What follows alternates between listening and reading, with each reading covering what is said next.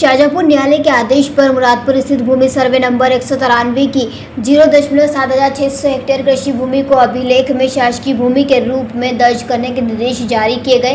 इन निर्देशों के अनुपालन में मंगलवार को राजस्व व पुलिस प्रशासन की मौजूदगी में नायब तहसीलदार नाहिद अंजुम के नेतृत्व में कार्रवाई की गई। इस दौरान जेसीबी मशीन चलाकर अवैध अतिक्रमण हटाया गया। कार्रवाई के दौरान जिन लोगों ने पक्के मकान बनाकर उक्त भूमि पर कब्जा कर रखा था उन्हें फिलहाल नहीं हटाया गया है।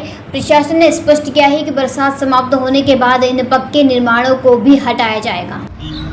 आज जो है वो ग्राम मुरादपुरा में शासकीय सर्वे नंबर 193 पे सिविल कोर्ट के ऑर्डर के बाद जो है वो कब्जा लेने की कार्रवाई जो है वो की जा रही है। उक्त कार्रवाई जो है वो अनुविभागीय अधिकारी महोदय के निर्देशानुसार जो है वो आज पुलिस और राजस्व की टीम के द्वारा यहाँ पे कब्जा लेने के लिए उपस्थित हुए हैं और उसकी कार्रवाई जो है वो प्रचलित है। यहाँ पक्का निर्माण भी है, उसको क्या मतलब क्या होता है? एक्चुअली जो निर्माण है और वो उसमें जो है वो कुछ परिवार निवास करते हैं। क्योंकि अभी बारिश का मौसम चल रहा है, इस वजह से उनकी बेदखली की कार्रवाई नहीं की गई है और उन्हें समझाइश दी गई है कि वो जो है वो बारिश के पश्चात जो है वो अपनी व्यवस्था जो है वो कहीं पे देख ले और उसके पश्चात जैसी बारिश का मौसम ख़त्म होगा उसको हटाने की भी कार्रवाई की जाएगी। क्योंकि शासन से हमारे पास निर्देश है कि बारिश में किसी भी प्रकार का रहवासी अतिक्रमण जो है वो मानवीय दृष्टि से ना हटाया जाए। तो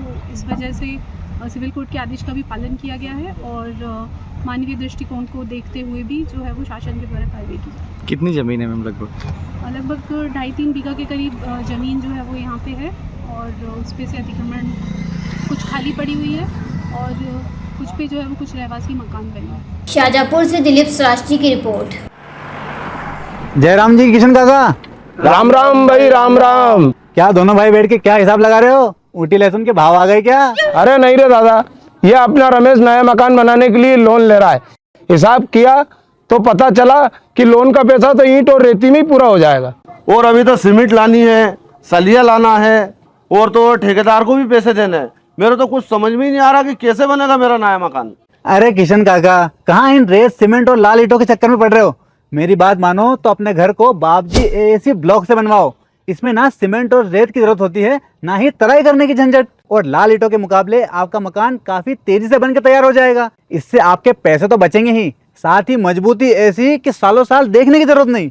और इससे आप अपना मकान ही नहीं, कुएं और खेत की बाउंड्री वॉल भी बनवा सकते हो, जिससे रोजड़ों की समस्या भी खत्म हो जाएगी। वाह भाई, ये तो कमाल की चीज है। फिर तो मैं अपना घर बाबजी ब्लॉक से ही बनवाऊंगा और मैं अपने खेत की बाउंड्री वाल।